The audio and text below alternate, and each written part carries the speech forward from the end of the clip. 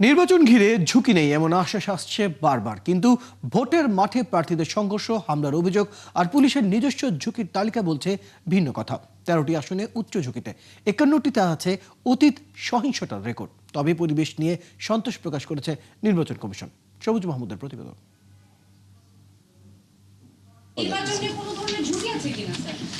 এই প্রশ্নটা তো আপনি এই 6 মাস যাবতই করতেছেন। এক বছর যাবত যেই উত্তর দিছি একটা উত্তরই দিলাম। ওই সময় বলছি যে ঝুঁকি নেই, এখনো বলে ঝুঁকি নেই।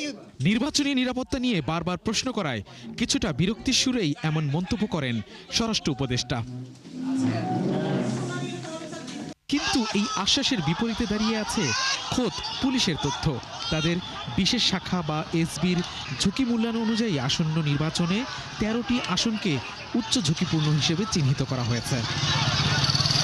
এই তালিকায় রয়েছে পাবনা 1 ও 3, খুলনা 5, পটুয়াখালী 3, বরিশাল 5, টাঙ্গাইল 4, শেরপুর 3, ঢাকা 7, ঢাকা 8, ঢাকা 15, কুমিল্লা 4, নোয়াখালী 6 ও চট্টগ্রাম 15।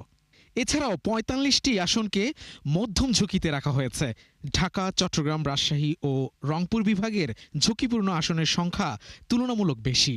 পুলিশের তালিকা বলছে 51টি আসনে অতীতেও সংঘর্ষের ঘটনা ঘটেছে। উচ্চ ঝুঁকির তালিকায় থাকা পটুয়াখালী 3 আসনের সংঘর্ষ যেন নিত্যদিনের ঘটনা।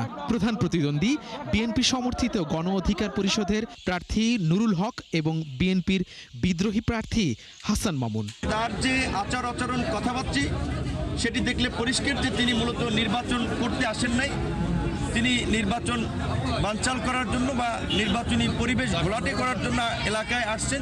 আইনশৃঙ্খলা বাহিনীর যে সমস্ত সামর্থ্য অর্জন করা দরকার তার কিছুটা ঘাটতি আছে, আমি আন্তরিকতার অভাব বলবো না।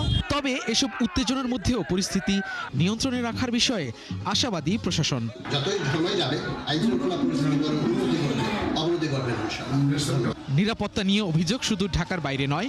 গত 27 জানুয়ারি ঢাকা 8 আসনে নির্বাচনী প্রচারে হামলার শিকার হওয়ার অভিযোগ করেন এনসিপি প্রার্থী নাসিরউদ্দিন পাটোয়ারি।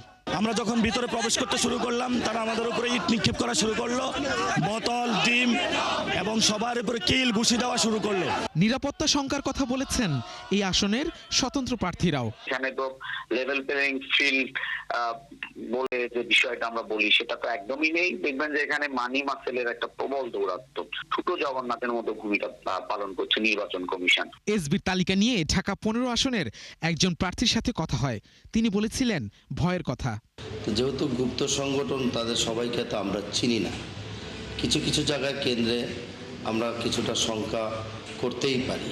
পুলিশের ঝুঁকিপূর্ণ তালিকার বাইরে থাকা অনেক আসনের প্রার্থী ও ভোটারদের মধ্যে রয়েছে মিশ্র প্রতিক্রিয়া। সরকারকে অবশ্যই এই মুহূর্তে তড়িৎ গতিতে এই ঝুঁকিপূর্ণ এলাকাটাকে দিকে বিশেষভাবে দৃষ্টি দেওয়া উচিত বলে মনে করি। এখানে অন্যান্য সিট আমরা বলতে পারি না, তবে আমাদের এই সিট অবাধ নিরপেক্ষ নির্বাচন হবে বলে আমরা আশা করছি। এই যখন মাঠ পর্যায়ের চিত্র, তখন নির্বাচনী পরিবেশ নিয়ে কি বলছে নির্বাচন কমিশন? আমরা মনে করি নির্বাচনী পরিবেশ যথেষ্ট ভালো আছে এবং সংশ্লিষ্ট সকলের নিকট আমরা আবেদন জানাই যে তারাও একটা সুষ্ঠু সুন্দর নির্বাচনী পরিবেশ বজায় রাখার জন্য তারাও আমাদেরকে সহযোগিতা করবেন। সরকার বলছে ঝুঁকি নেই, প্রশাসন আশাবাদী, কিন্তু মাঠ পর্যায়ের চিত্র আর পুলিশের নিজস্ব মূল্যায়ন মিলিয়ে প্রশ্ন থেকেই যাচ্ছে। ভোটের দিন আইন শৃঙ্খলা পরিস্থিতি আদৌ কতটা নিয়ন্ত্রণে রাখা যাবে? সবুজ মাহমুদ, 71, ঢাকা।